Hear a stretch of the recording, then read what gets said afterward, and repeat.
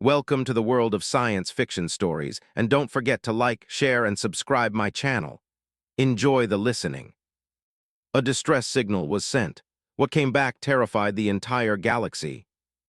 Commander Alinga Rice stared at the sensor readings with growing dread. There was no mistaking the pattern of energy signatures approaching Frontier Station. The Voidborn had found them. "How long?" she asked, her voice steady despite the fear clawing at her chest. Lieutenant Quark checked his console. 30 minutes, maybe less. Their engines are pushing past what we thought was their maximum velocity. Frontier Station hung in the void at the edge of human space, officially classified as a scientific outpost studying stellar phenomena.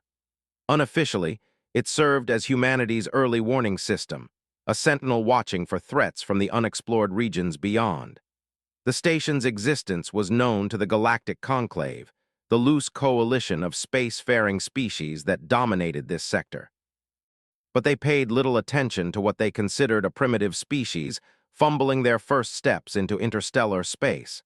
That suited humanity just fine. "Begin evacuation protocols for non-essential personnel," Elena ordered, "and prepare the quantum transmitter." The bridge crew exchanged nervous glances. The quantum transmitter was reserved for one purpose only: to alert Earth in case of catastrophic emergency. In the 15 years since Frontier Station was established, it had never been used. "Are you certain, Commander?" asked Chief Engineer Takashi Himura. "Once that signal goes out." "I'm aware of the implications, Chief," Elena replied. "But the Voidborn aren't here to make friends. Those are warships, not diplomatic vessels." Everyone on the station knew about the Voidborn. Intelligence briefs described them as one of the younger spacefaring species, but extraordinarily aggressive territorial predators who viewed other sentient life as either competition to be eliminated or resources to be harvested. 3 other civilizations had already fallen to their expansion in the past decade alone. "The evacuation pods are ready," reported the security chief, "but they won't all make it out before the Voidborn arrive." Elena nodded grimly. "I know, we need to buy them time." She moved to the central command console and placed her palm on the biometric scanner. A hidden compartment slid open, revealing a small device with a single red button protected by a clear cover. "Commander Raya's authorization. Sierra Echo November Tango India November Echo Lima. Initiating protocol homeward bound." The cover slid away with a soft click. Elena took a deep breath and pressed the button. Deep within the station, the quantum transmitter hummed to life. Unlike conventional communications that relied on electromagnetic waves or even tachyon bursts, the quantum transmitter utilized quantum entanglement, allowing instantaneous communication across any distance. The technology was rare and jealously guarded, far beyond what the Galactic Conclave believed humans possessed. "Message sent," confirmed Communications Officer Linney. "Earth has acknowledged receipt." "Now we hold the line," Elena said, turning to face her crew. "Every minute we delay them is another escape pod safely away." The station's meager defenses came online. A handful of laser batteries and a magnetic shield generator that everyone knew wouldn't last against a dedicated warfleet. They weren't meant to win this fight. They were meant to die with dignity and purpose.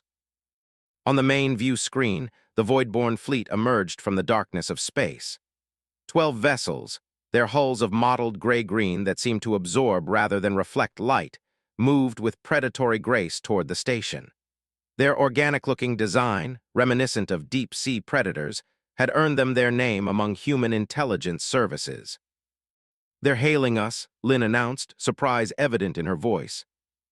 "Put them through," Elena ordered, straightening her uniform.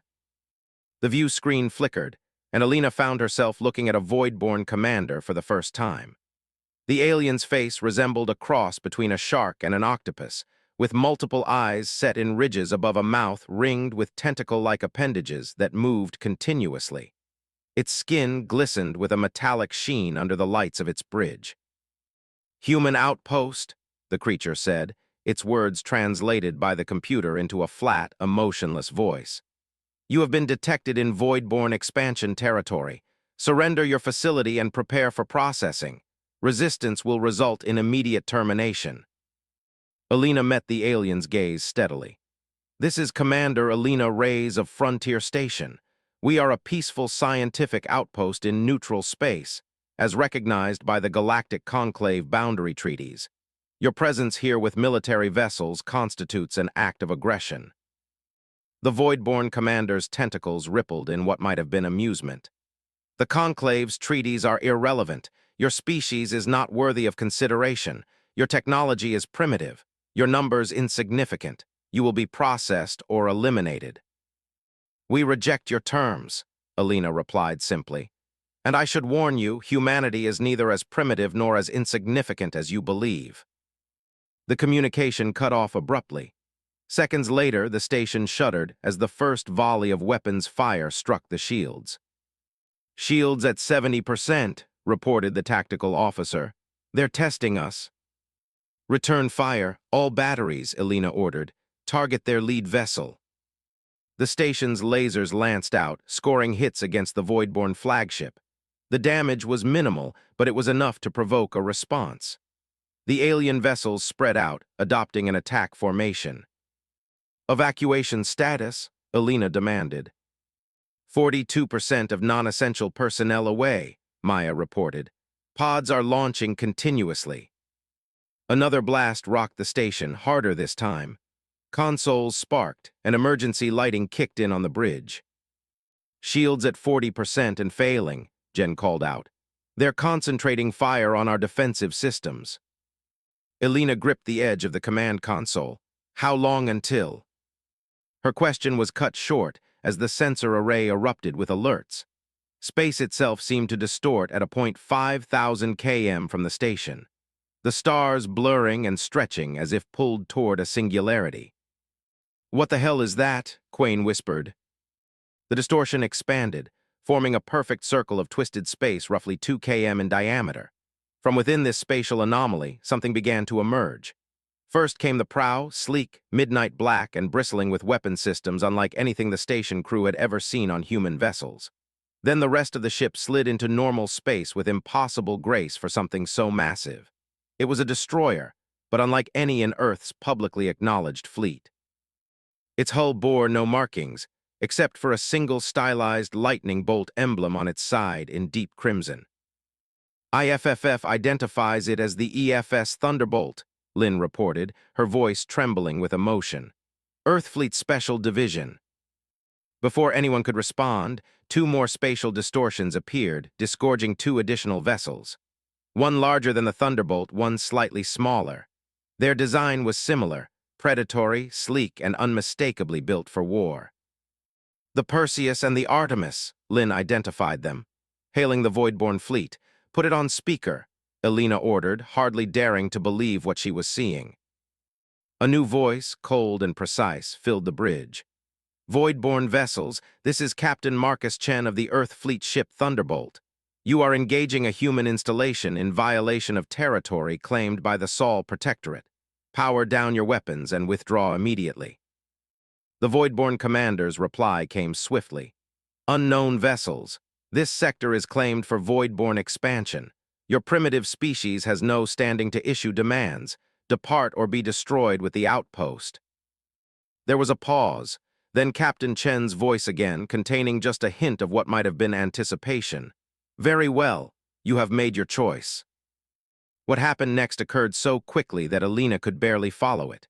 The 3 Earth vessels moved with impossible speed, their engines leaving trails of blue-white energy as they accelerated toward the Voidborn fleet.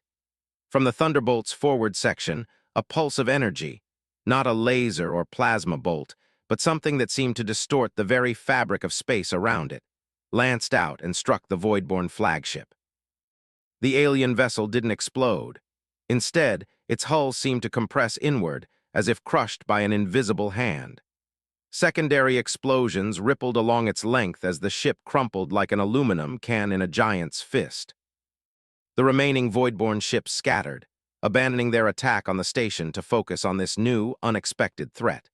They fired their weapons in perfect coordination, energy beams converging on the Thunderbolt from multiple vectors.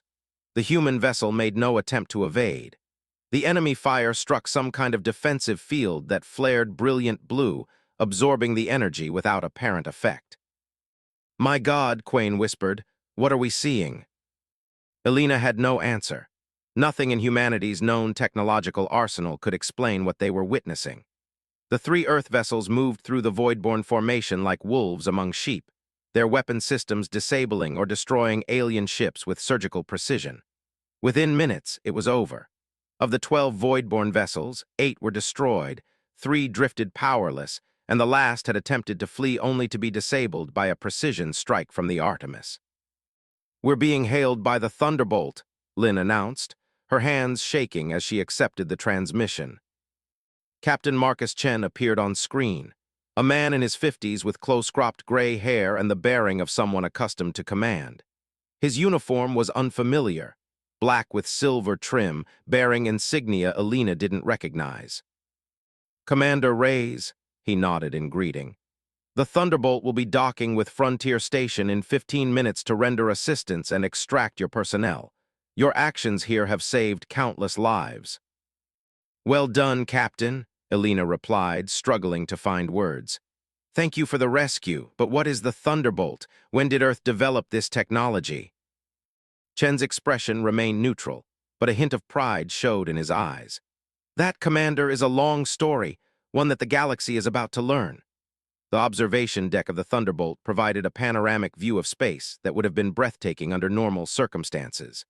Now, as Commander Elena Reyes stood beside Captain Chen watching the last of her station's personnel being evacuated, she could only focus on the graveyard of void-born ships floating in the void.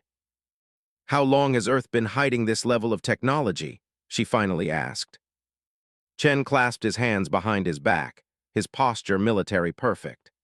"Since first contact, essentially, when our probes first encountered alien transmissions 70 years ago. Earth's leadership made a strategic decision. We would present ourselves as a young, technologically unsophisticated species while secretly preparing for the possibility that the galaxy might not be as welcoming as we hoped." 70 years? Elena shook her head in disbelief. "That's impossible." "The technological leap was already underway," Chen interrupted. "The public history books record that quantum physics hit roadblocks in the early 21st century. The truth is that theoretical breakthroughs in unified field theory led to practical applications that the general population never saw. By the time we detected alien signals, we had already developed the foundation for gravity manipulation, energy weapons, and faster-than-light travel." Elena turned to face him. "And the Thunderbolt? These ships weren't built overnight." "The Silent Fleet has been in development for 40 years, Chen replied, "constructed in secret facilities throughout the outer solar system. The Thunderbolt is actually one of our older vessels." A lieutenant approached, offering a data tablet to Chen. He scanned it quickly and nodded. "The Voidborn have sent a distress signal," he informed Elena. "Their home fleet is mobilizing." "As expected?" Elena asked. Chen's lips curved in a thin smile. "Commander, what you witnessed today wasn't just a rescue mission. It was the first phase of an operation decades in planning. The Voidborn have been systematically eliminating what they consider lesser species for generations. Intelligence indicates that humanity was next on their list." He gestured for her to follow him to a tactical display. It showed hundreds of points of light emerging throughout nearby sectors of space. "These are Earth fleet vessels revealing themselves across the galaxy," Chen explained. "Simultaneously with our engagement here, 37 other human ships are moving to protect our outposts and allies. The Silent Fleet is silent no more." Elena stared at the display, trying to comprehend the scale of what she was seeing. "The Galactic Conclave will see this as aggression." "Perhaps initially," Chen agreed, "but they'll soon understand our true purpose." The ship's AI announced an incoming transmission from Earth Command. The tactical display was replaced by the image of a stern-faced woman in her 60s wearing an admiral's uniform. "Captain Chen," she greeted him. "Phase 1 is complete. All targeted Voidborn battle groups have been neutralized with minimal casualties. The Conclave has requested an emergency session, as anticipated." "Admiral Harris," Chen replied. Commander Reyes of Frontier Station is with me. Her warning gave us the perfect opening. Admiral Harris nodded to Alina. Your service will be remembered, Commander. Captain, you'll proceed to Conclave Station immediately. The diplomatic team is already en route. It's time for humanity to formally introduce ourselves to the galaxy. The transmission ended, and Chen turned back to Alina. You're about to witness history, Commander. Care to join me? 48 hours later, Alina found herself aboard the Thunderbolt as it approached Conclave Station, an enormous ring-shaped structure that served as the neutral meeting ground for the galaxy's spacefaring civilizations. 5 other Earth vessels had taken up positions nearby, their presence causing visible alarm among the various alien ships in the vicinity.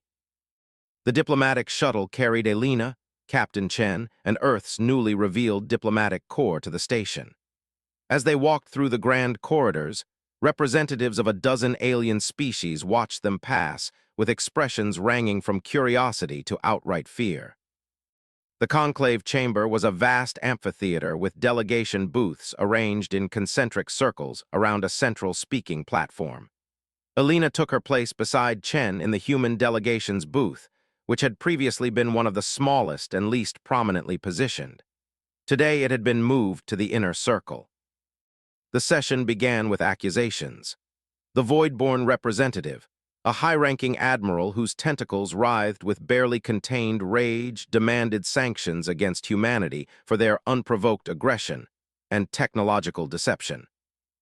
The Azarin delegate, a crystalline being who served as the current conclave moderator, acknowledged the complaint and invited Earth's representative to respond.